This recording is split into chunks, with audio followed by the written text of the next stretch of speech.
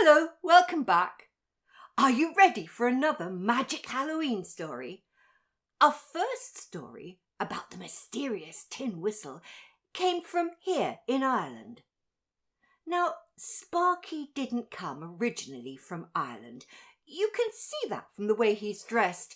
You know, the hat he's wearing. It's called a turban. Some of the best genie stories come from a place called Persia. The country has a different name today. It's called Iran. But lots of magical, mysterious stories came from there. I wonder if we could ask Sparky for a fun magic story from his homeland.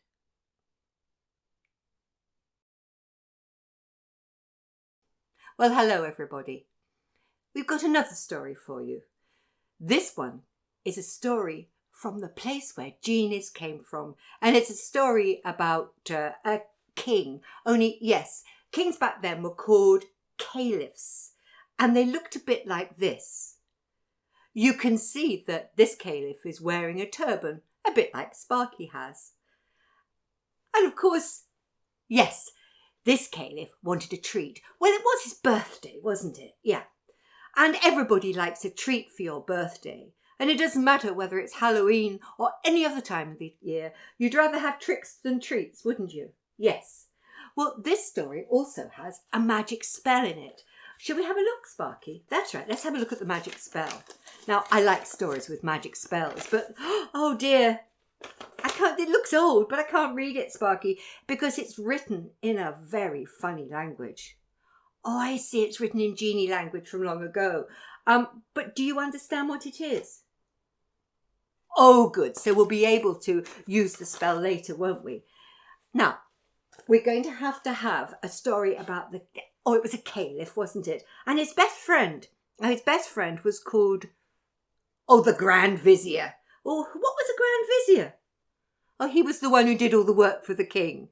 Well, shall I tell the story? And you can come and say goodbye to us later. Okay, so he wants to wave goodbye to you from now, and he'll be back at the end of the story, because I think you can help me tell it. So we'll see you later, Sparky. That's right, I'm going to put you over here. Now, I told you that the Grand Vizier wanted to find a very special treat for his best friend, the caliph. So the day before his birthday, he thought and thought and thought, what could you give someone who's got everything? It's no good be giving him jewels or silk turbans or robes, because he's already got some. What I need to find is something really special, really unusual. So what did he do? Well, he went down to the market.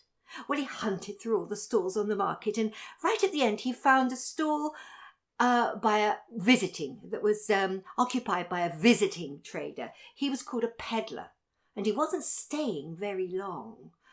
Well, he asked the peddler, have you got something really unusual, something a bit magic, something that would give a caliph a treat? I have, said the peddler. I do have this box.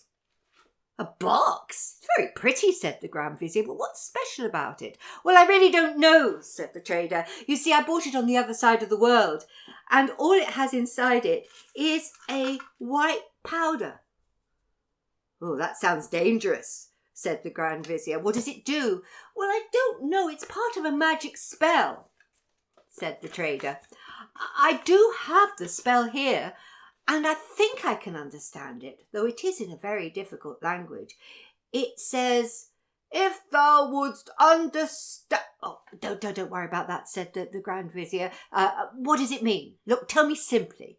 Well, I think it's something about that if you stand facing east, you take a pinch of the powder and you bow 3 times and say the magic word mutabor. It means you can change into any animal you like and understand what animals say.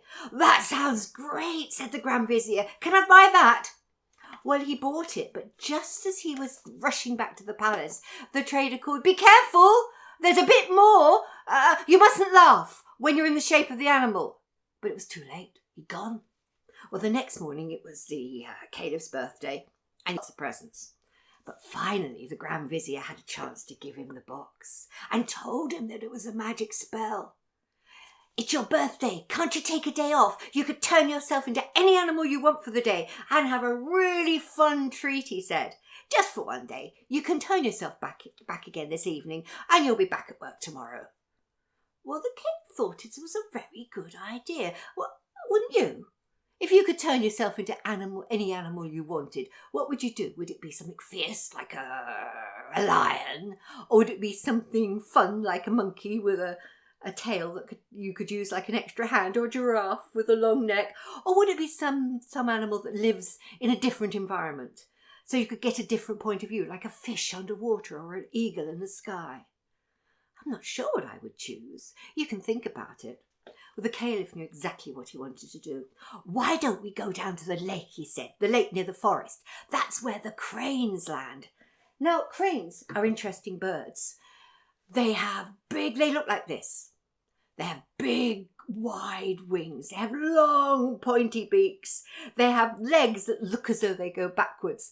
And at certain times of year, they love to dance together and they bob and dip and they're really funny. Well, the caliph thought it would be great to be a crane for the day and go dancing with the cranes. So they went down to the lake. They took the box.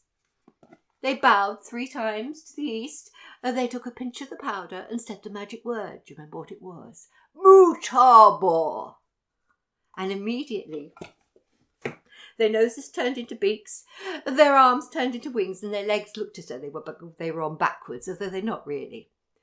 They thought it was hilarious, and when they began to bob and dance with the flock of cranes, they spent all day dancing and bobbing and catching fish and having great fun. They laughed and laughed and laughed. Ah, you see what's happened. They've forgotten the other bit. Well, in the evening, the caliph said, it's time to go back to work now. I better go back to the palace. Everybody will be wondering where I am. Now, what was it? We had to bow to the east 3 times and say the magic word, moo, moo, moo. And so as the sun set, there were the caliph and the vizier bowing with their wings and their beaks and their backwards legs going moo, moo, moo, like a pair of cows rather than birds. Well, there was nothing they could do. They couldn't turn back. They couldn't remember the word. And so they went into the forest and hid in the darkness where it was cold. And that's where they had to spend all night. Well, not just one night. The next day and the next day and the next day. Because they couldn't go back to the palace in the shape of cranes. You can't have a caliph crane. That wouldn't make sense. Well, all the people at the palace hunted everywhere for them, but they couldn't find them. And in the end, they didn't know what to do. And then a few days later, a man in a wonderful silk turban and wonderful silk and satin, brightly coloured robes turned up. And he announced himself as the brother of their caliph. And they thought, well, maybe he could be caliph for a while, just till we find our old caliph. And he said he would. So he ruled, but he didn't rule very well. Meanwhile, in the forest, there were the 2 cranes, shivering in the cold and the dark, unable to turn back to human shape. Now, one night, as they were shuddering and huddling in the darkness, they heard a noise. It was a spooky noise, and it sounded a bit like this. Ooh! You probably know what it was.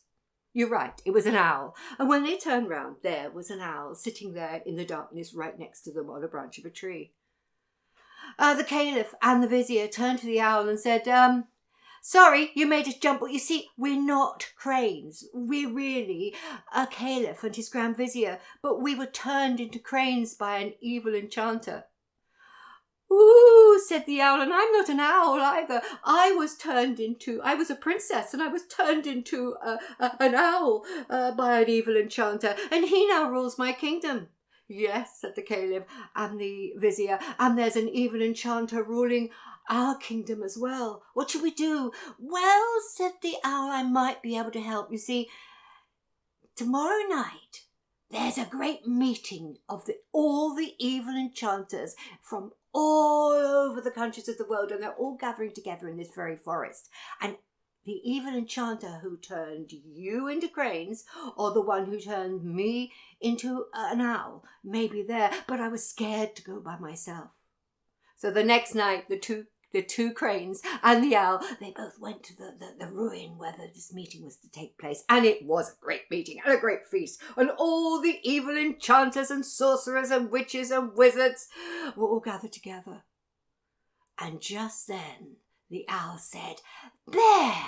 That's the evil enchanter who turned me into an owl. No, that's the same enchanter who turned us into cranes," said the caliph and his friend. And they both hid and listened. Well, it was a great feast, and at the feast they all told the stories of the terrible things they'd done, the dreadful deeds, and they all mwahahaed a great deal while they ate. And they all told their stories, and at last it was the turn of the evil enchanter who had put a spell on them. "Oh, said the evil enchanter, "I've got the best story of all. I've done the worst deeds this year, much worse than any of you, for I turned a princess of a nearby kingdom into an owl, and she cannot turn herself back. And I turned the caliph and the grand vizier of the next kingdom into cranes, and they will never turn themselves back either." "How did you do it?" all the wicked wizards and enchanters asked him. "Well," he said, "I gave them a magic powder. They turned themselves into animals, and once they laughed, they forgot the words. And who could not laugh when you see yourself as an owl or a crane?" "What was the magic word?" asked the evil enchanters, sorcerers, witches and wizards. "It was Mutabor," said the enchanter, "and they'll never remember that. It's much too difficult." And they all mwahahaed a great deal. But the little owl and the two cranes, they crept away in delight, and they went back to where the lake next to the caliph's kingdom, waiting for the sun to rise. And as the sun rose in the sky, all three of them bowed 3 times, took a pinch of the powder, and said the magic word, which was, yes, Mutabor. And at once their wings shrunk, their legs turned the right way round, and their beaks turned back into noses, and they all went back to the caliph's palace, the beautiful princess, the caliph, and the grand vizier. Well, everyone was delighted to see them, the people from both kingdoms. They had their princess back, they had the caliph back, and they had the grand vizier back. But what were they to do with the evil enchantment who had put the caliph, the grand vizier, and the princess under such a dreadful spell? Should they put him in prison? No, they didn't bother with that. They took him down to the river. They made him bow 3 times. They made him take a pinch of the powder. They made him say the magic word, Mutabor, and he turned into a crane. And then they all tickled him until he laughed. And for all I know, he's still a crane today. But this all happened a very long time ago. So I think we ought to get Sparky to come and say goodbye. What do you think? So come on, Sparky. Come on, Sparky. Mutabor! No, you're not going to turn into a crane or an owl, are you? No, he thinks a genie is the best thing to be at Halloween. And I think so too. So I hope you all have a really happy Halloween and that you enjoyed our stories today. So happy Halloween. Bye.